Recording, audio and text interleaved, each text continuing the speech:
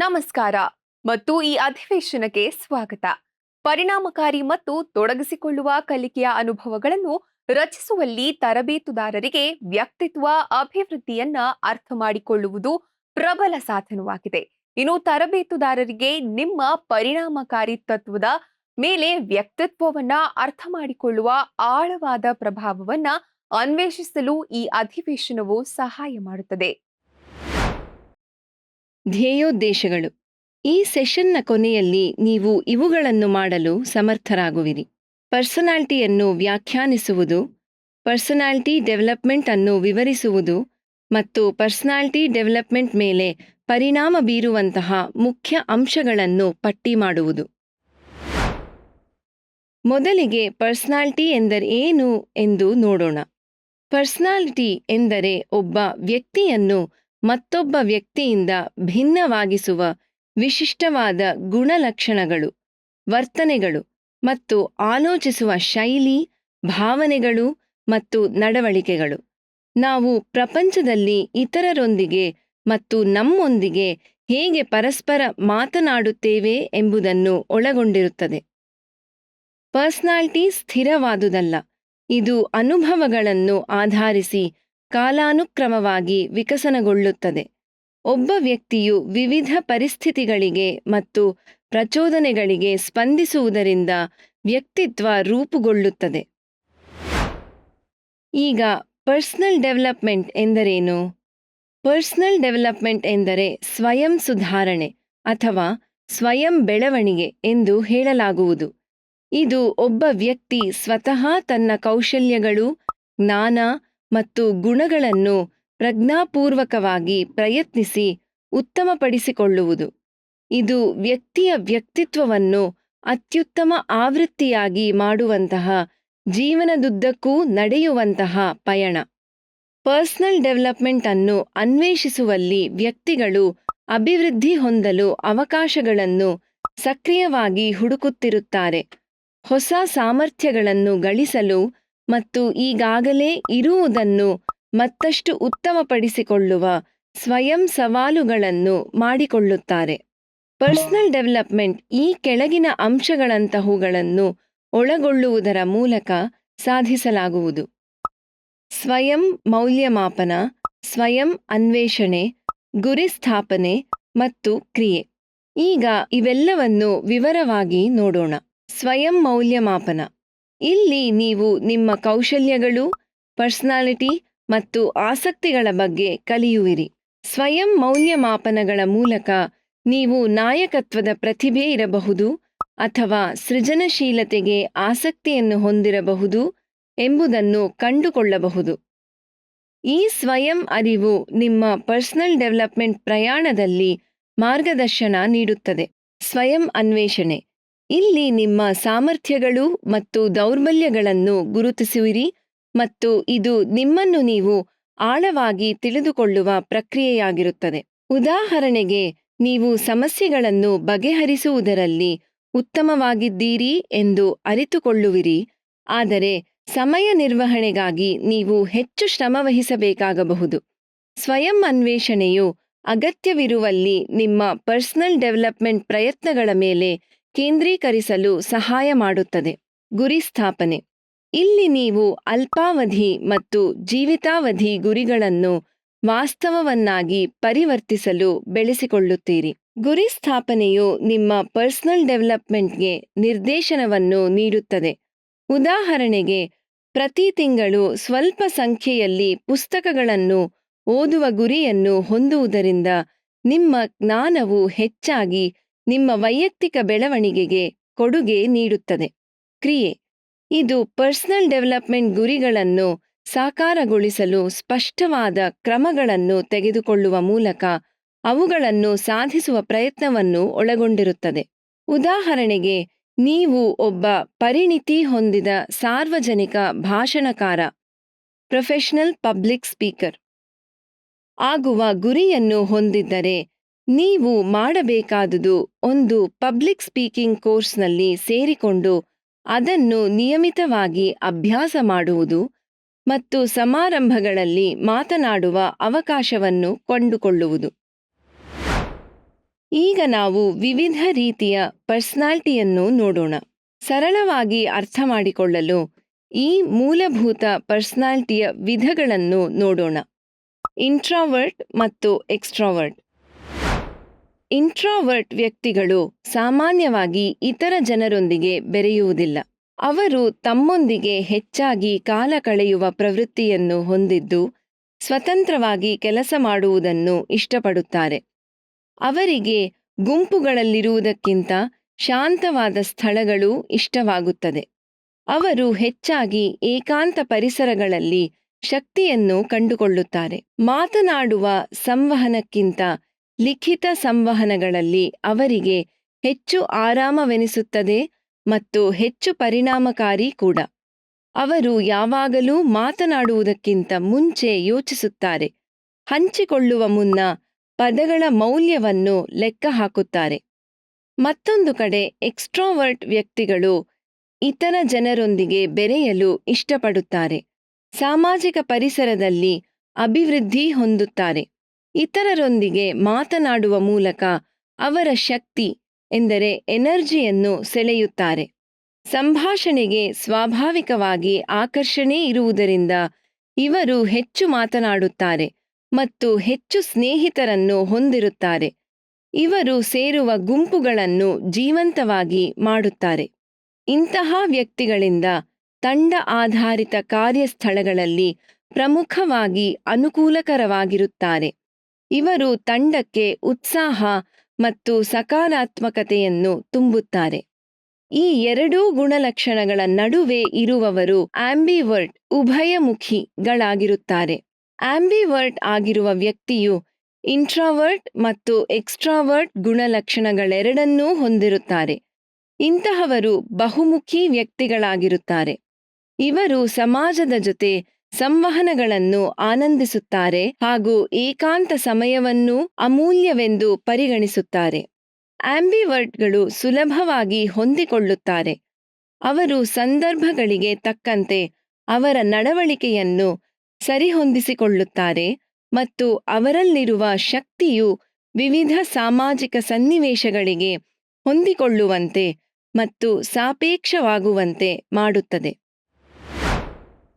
ವ್ಯಕ್ತಿತ್ವಗಳ ಈ ಎಲ್ಲಾ ವಿಭಿನ್ನ ಲಕ್ಷಣಗಳು ಈ ಕೆಳಗಿನ ಅಂಶಗಳ ಪ್ರಭಾವಕ್ಕೆ ಒಳಗಾಗುತ್ತವೆ. ಅವೆಂದರೆ ಜೆನೆಟಿಕ್ಸ್, ಆನುವಂಶಿಕತೆ, ಪರಿಸರ, ಶಿಕ್ಷಣ ಮತ್ತು ಕಲಿಕೆ, ಮತ್ತು ಸಾಮಾಜಿಕ ಹಾಗೂ ಸಮವಯಸ್ಕರ ಪ್ರಭಾವಗಳು. ಈ ಅಂಶಗಳ ಸಂಕ್ಷಿಪ್ತವಾದ ವಿವರಗಳನ್ನು ನೋಡೋಣ. ಜೆನೆಟಿಕ್ಸ್.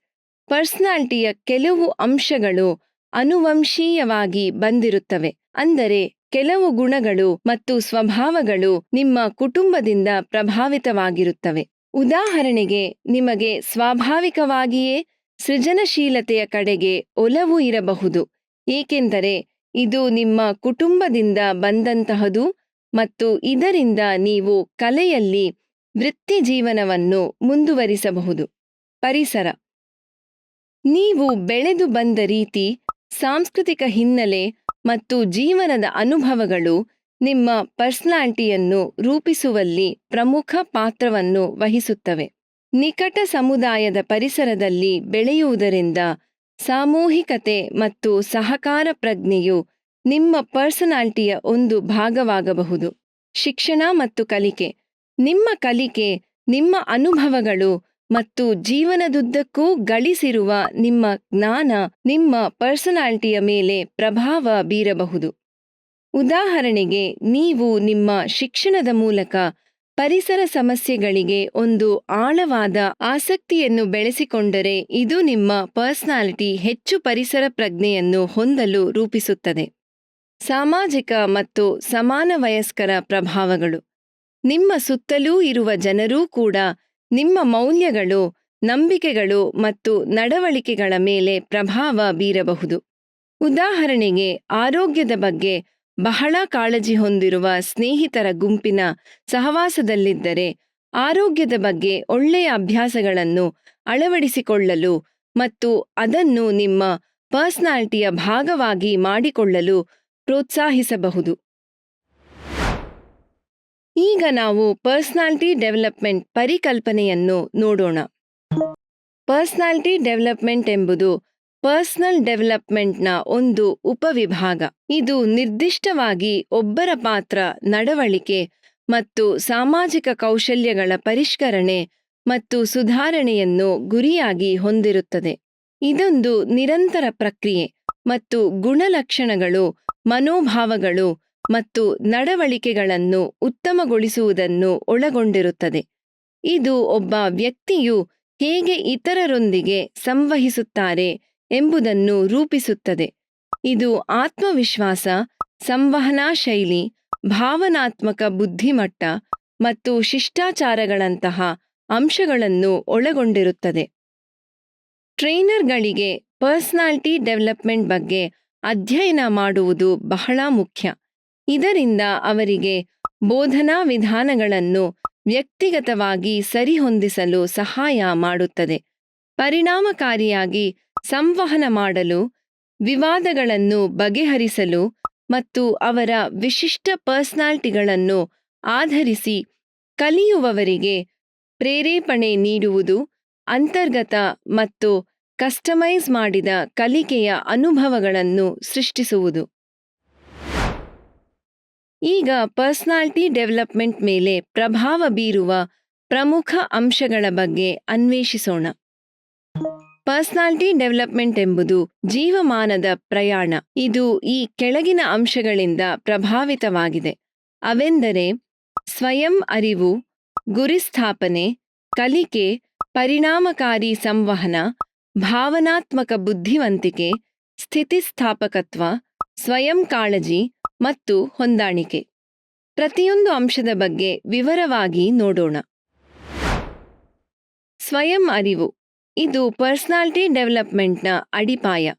ನಿಮ್ಮ ಸಾಮರ್ಥ್ಯಗಳು, ದೌರ್ಬಲ್ಯಗಳು, ಮೌಲ್ಯಗಳು ಮತ್ತು ನಂಬಿಕೆಗಳನ್ನು ಅರ್ಥಮಾಡಿಕೊಳ್ಳುವುದು, ಇದರಿಂದ ವೈಯಕ್ತಿಕ ಬೆಳವಣಿಗೆಯ ಬಗ್ಗೆ ಮಾಹಿತಿಯುಕ್ತ ಆಯ್ಕೆಗಳನ್ನು ಮಾಡಲು ನಿಮಗೆ ಅನುಮತಿಸುತ್ತದೆ. ನಿಯಮಿತವಾಗಿ ಆತ್ಮಾವಲೋಕನದಲ್ಲಿ ತೊಡಗಿಸಿಕೊಳ್ಳಿ. ನಿಮ್ಮ ಆಲೋಚನೆಗಳು, ಭಾವನೆಗಳು ಮತ್ತು ಒಳನೋಟಗಳನ್ನು ದಾಖಲಿಸಲು ಒಂದು ಜರ್ನಲ್ ಅನ್ನು ಇಟ್ಟುಕೊಳ್ಳಿ. ನಿಮ್ಮ ಬಗ್ಗೆ ಇನ್ನೂ ಉತ್ತಮವಾಗಿ ಅರ್ಥಮಾಡಿಕೊಳ್ಳಲು ವಿಶ್ವಾಸಾರ್ಹ ಸ್ನೇಹಿತರಿಂದ ಮತ್ತು ಮಾರ್ಗದರ್ಶಕರಿಂದ ಪ್ರತಿಕ್ರಿಯೆಯನ್ನು ಪಡೆಯಿರಿ. ಗುರಿಸ್ಥಾಪನೆ ನಿಮ್ಮ ಮೌಲ್ಯಗಳು ಮತ್ತು ಆಕಾಂಕ್ಷೆಗಳೊಂದಿಗೆ ಸ್ಪಷ್ಟವಾಗಿ ಸಾಧಿಸಬಹುದಾದ ಗುರಿಗಳನ್ನು ವ್ಯಾಖ್ಯಾನಿಸಿ. ಗುರಿಗಳನ್ನು ನಿಗದಿಪಡಿಸುವುದು ಮತ್ತು ಅನುಸರಿಸುವುದರಿಂದ ನಿಮ್ಮಲ್ಲಿ ಒಂದು ಉದ್ದೇಶ ಮತ್ತು ನಿರ್ದೇಶನದ ಪ್ರಜ್ಞೆ ಮೂಡುತ್ತದೆ. ವೈಯಕ್ತಿಕ ಮತ್ತು ವೃತ್ತಿಪರ ಅಲ್ಪಾವಧಿ ಮತ್ತು ದೀರ್ಘಾವಧಿ ಗುರಿಗಳನ್ನು ಪಟ್ಟಿ ಮಾಡಿ. ಅವುಗಳನ್ನು ಸಣ್ಣ, ನಿರ್ವಹಿಸಬಹುದಾದ ಹಂತಗಳಾಗಿ ವಿಭಜಿಸಿ ಮತ್ತು ಪ್ರಗತಿಯನ್ನು ಟ್ರ್ಯಾಕ್ ಮಾಡಿ. ನಿರಂತರ ಕಲಿಕೆ ಕಲಿಕೆ ಮತ್ತು ಕೌಶಲ್ಯ ಅಭಿವೃದ್ಧಿಯ ಅವಕಾಶಗಳನ್ನು ಸ್ವೀಕರಿಸಿ. ಇದು ನಿಮ್ಮ ಜ್ಞಾನವನ್ನು ಹೆಚ್ಚಿಸುವುದು ಮಾತ್ರವಲ್ಲದೆ ನಿಮ್ಮ ಆತ್ಮವಿಶ್ವಾಸ ಮತ್ತು ಹೊಂದಾಣಿಕೆಯನ್ನು ಕೂಡ ಹೆಚ್ಚಿಸುತ್ತದೆ. ಜೀವನಪೂರ್ತಿ ಕಲಿಕೆಗೆ ಬದ್ಧರಾಗಿರುವುದು ಇದು ನಿಮ್ಮ ಸ್ವಂತ ಬೆಳವಣಿಗೆಯ ಮೇಲೆ ಹೂಡಿಕೆ ಮಾಡಿದ ಹಾಗೆ. ಕೋರ್ಸ್ಗಳು, ವರ್ಕ್ಶಾಪ್ಸ್ಗೆ ಹಾಜರಾಗುವುದು ಮತ್ತು ವೈಯಕ್ತಿಕ ಹಾಗೂ ವೃತ್ತಿಪರ ಆಸಕ್ತಿಗಳಿಗೆ ತಕ್ಕಂತೆ ಪುಸ್ತಕಗಳನ್ನು ಓದುವುದು. ಪರಿಣಾಮಕಾರಿ ಸಂವಹನ ಉತ್ತಮ ಸಂಬಂಧಗಳನ್ನು ನಿರ್ಮಿಸಲು ಮತ್ತು ಇತರರ ಮೇಲೆ ಸಕಾರಾತ್ಮಕವಾಗಿ ಪರಿಣಾಮ ಬೀರಲು ಬಲವಾದ ಸಂವಹನೆಯ ಕೌಶಲ್ಯಗಳನ್ನು ಬೆಳೆಸಿಕೊಳ್ಳಿ. ಸಕ್ರಿಯ ಆಲಿಸುವಿಕೆ ಮತ್ತು ದೃಢವಾದ ಸಂವಹನವನ್ನು ಅಭ್ಯಾಸ ಮಾಡಿ. ನಿಮ್ಮ ಸಂವಹನಾ ಶೈಲಿಯ ಬಗ್ಗೆ ಪ್ರತಿಕ್ರಿಯೆಗಳನ್ನು ಪಡೆಯಿರಿ ಮತ್ತು ಅಗತ್ಯವಿರುವ ಬದಲಾವಣೆಗಳನ್ನು ಮಾಡಿಕೊಳ್ಳಿ. ಭಾವನಾತ್ಮಕ ಬುದ್ಧಿವಂತಿಕೆ ನಿಮ್ಮ ಭಾವನೆಗಳನ್ನು ಅರ್ಥಮಾಡಿಕೊಳ್ಳುವುದು ಮತ್ತು ನಿರ್ವಹಿಸುವುದು, ಇತರರಿಗೆ ಸಹಾನುಭೂತಿಯನ್ನು ಹೊಂದಿರುವುದು ವೈಯಕ್ತಿಕ ಮತ್ತು ಪರಸ್ಪರ ಬೆಳವಣಿಗೆಗೆ ಮುಖ್ಯವಾದುದು. ನಿಮ್ಮ ಭಾವನಾತ್ಮಕ ಪ್ರಚೋದಕಗಳನ್ನು ಗುರುತಿಸುವುದರ ಮೂಲಕ ಮತ್ತು ನಿಮ್ಮ ಪ್ರತಿಕ್ರಿಯೆಗಳನ್ನು ನಿಯಂತ್ರಿಸುವಲ್ಲಿ ನಿಮ್ಮ ಭಾವನಾತ್ಮಕ ಬುದ್ಧಿವಂತಿಕೆಯನ್ನು ಅಭಿವೃದ್ಧಿಪಡಿಸಿಕೊಳ್ಳಿ. ನಿಮ್ಮ ಮಾತುಕತೆಯಲ್ಲಿ ಅನುಭೂತಿ ಮತ್ತು ಅರ್ಥ ಮಾಡಿಕೊಳ್ಳುವಿಕೆಯನ್ನು ಅಭ್ಯಾಸ ಮಾಡಿ. ಸ್ಥಿತಿಸ್ಥಾಪಕತ್ವ ಸಾಮರ್ಥ್ಯವಿದ್ದಲ್ಲಿ ಹಿನ್ನಡೆಗಳು ಮತ್ತು ಪ್ರತಿಕೂಲತೆಗಳ ವಿರುದ್ಧ ಕುಗ್ಗದೇ ಎದ್ದು ನಿಲ್ಲಲು ಸಾಧ್ಯವಾಗುತ್ತದೆ. ಸವಾಲುಗಳನ್ನು ಎದುರಿಸಲು ಮತ್ತು ಸಕಾರಾತ್ಮಕ ದೃಷ್ಟಿಕೋನವನ್ನು ಕಾಪಾಡಿಕೊಳ್ಳಲು ಸ್ಥಿತಿಸ್ಥಾಪಕತ್ವವನ್ನು ಬೆಳೆಸಿಕೊಳ್ಳಬೇಕು. ಕಷ್ಟಕಾಲದಲ್ಲಿ ಮಾರ್ಗದರ್ಶನ ನೀಡುವಂತಹ ಸ್ನೇಹಿತರ ಮತ್ತು ಮಾರ್ಗದರ್ಶಕರ ಸಹಾಯಕ ಜಾಲವನ್ನು ನಿರ್ಮಿಸಿಕೊಳ್ಳಿ. ಸ್ವಯಂ ಕಾಳಜಿ. ದೈಹಿಕ ಮತ್ತು ಮಾನಸಿಕ ಯೋಗಕ್ಷೇಮವನ್ನು ಕಾಪಾಡಿಕೊಳ್ಳಲು ಸ್ವಯಂ ಕಾಳಜಿಗೆ ಆದ್ಯತೆ ನೀಡಿ. ಇದು ಇತರ ಅಂಶಗಳಾದ ಸ್ಥಿತಿಸ್ಥಾಪಕತ್ವ, ಭಾವನಾತ್ಮಕ ಬುದ್ಧಿವಂತಿಕೆ ಮತ್ತು ಸವಾಲುಗಳನ್ನು ಪರಿಣಾಮಕಾರಿಯಾಗಿ ಎದುರಿಸುವಂತಹ ಸಾಮರ್ಥ್ಯಗಳಿಗೆ ಅಡಿಪಾಯವನ್ನು ನೀಡುತ್ತದೆ. ಸ್ವಯಂ ಕಾಳಜಿಯ ಭಾಗವಾಗಿರುವ ನಿಯಮಿತ ವ್ಯಾಯಾಮ, ಪೌಷ್ಟಿಕ ಸಮತೋಲನ ಆಹಾರ ತೆಗೆದುಕೊಳ್ಳುವಿಕೆ, ಸಾಕಷ್ಟು ನಿದ್ದೆ, ಧ್ಯಾನ ಮತ್ತು ನಿಮ್ಮ ಮಾನಸಿಕ ಆರೋಗ್ಯದ ನಿಯಮಿತ ಪರಿಶೀಲನೆಗಳ ದಿನಚರಿಯನ್ನು ಸೃಷ್ಟಿಸಿಕೊಳ್ಳಿ. ಹೊಂದಾಣಿಕೆ. ಬದಲಾಗುವ ಪರಿಸ್ಥಿತಿಗಳಿಗೆ ಹೊಂದಿಕೊಳ್ಳುವ ಸಾಮರ್ಥ್ಯ ಮತ್ತು ಹೊಸ ಅನುಭವಗಳಿಂದ ಕಲಿಯುವುದು ಪರ್ಸನಲ್ ಡೆವಲಪ್ಮೆಂಟ್ಗೆ ಅಗತ್ಯವಾದುದು. ಬದಲಾವಣೆಯನ್ನು ಸ್ವೀಕರಿಸಿ ಮತ್ತು ಸವಾಲುಗಳನ್ನು ಬೆಳವಣಿಗೆಗೆ ಅವಕಾಶಗಳೆಂದು ತಿಳಿದುಕೊಳ್ಳಿ. ನಿಮ್ಮ ಆರಾಮದಾಯಕ ವಲಯದಿಂದ ಹೊರಹೋಗಿ ಹೊಸ ಅನುಭವಗಳಿಗೆ ಮುಕ್ತರಾಗಿರಿ. ಸಂಕ್ಷಿಪ್ತವಾಗಿ ಹೇಳಬೇಕಾದರೆ, ನಮ್ಮ ಸೆಲ್ಫೋನುಗಳ ಕಾರ್ಯಕ್ಷಮತೆ ಮತ್ತು ಸಾಮರ್ಥ್ಯವನ್ನು ಹೆಚ್ಚಿಸಲು ಅಪ್ಡೇಟ್ ಮಾಡುವ ಹಾಗೆ ಪರ್ಸನಾಲಿಟಿ ಡೆವಲಪ್ಮೆಂಟ್ ಕೂಡ ಒಂದು ನಿರಂತರ ಪ್ರಕ್ರಿಯೆ ಎಂದು ನೆನಪಿನಲ್ಲಿಡಿ. ಇದು ನಮ್ಮ ನವೀಕರಿಸಿದ ಮತ್ತು ಸುಧಾರಿತ ಆವೃತ್ತಿ ವರ್ಷನ್ ಆಗಲು ನಮಗೆ ಅನುವು ಮಾಡಿಕೊಡುತ್ತದೆ. ನಾವು ಅತ್ಯುತ್ತಮವಾಗಲು ನಿರಂತರವಾದ ಪ್ರಯತ್ನವಾಗಿದೆ. ಇದು ನಮ್ಮನ್ನು ಈ ಅಧಿವೇಶನದ ಅಂತ್ಯಕ್ಕೆ ತರುತ್ತದೆ. ಈ ಅಧಿವೇಶನದಲ್ಲಿ ನೀವು ಕಲಿತದ್ದು: ವ್ಯಕ್ತಿತ್ವದ ವ್ಯಾಖ್ಯಾನ, ವ್ಯಕ್ತಿತ್ವ ಅಭಿವೃದ್ಧಿ ಮತ್ತು ವ್ಯಕ್ತಿತ್ವ ವಿಕಸನದ ಮೇಲೆ ಪ್ರಭಾವ ಬೀರುವ ಪ್ರಮುಖ ಅಂಶಗಳು. ವೀಕ್ಷಿಸಿದ್ದಕ್ಕಾಗಿ ಧನ್ಯವಾದಗಳು. ಮುಂದಿನ ಅಧಿವೇಶನದಲ್ಲಿ ನಿಮ್ಮನ್ನ ಭೇಟಿ ಮಾಡ್ತೇನೆ.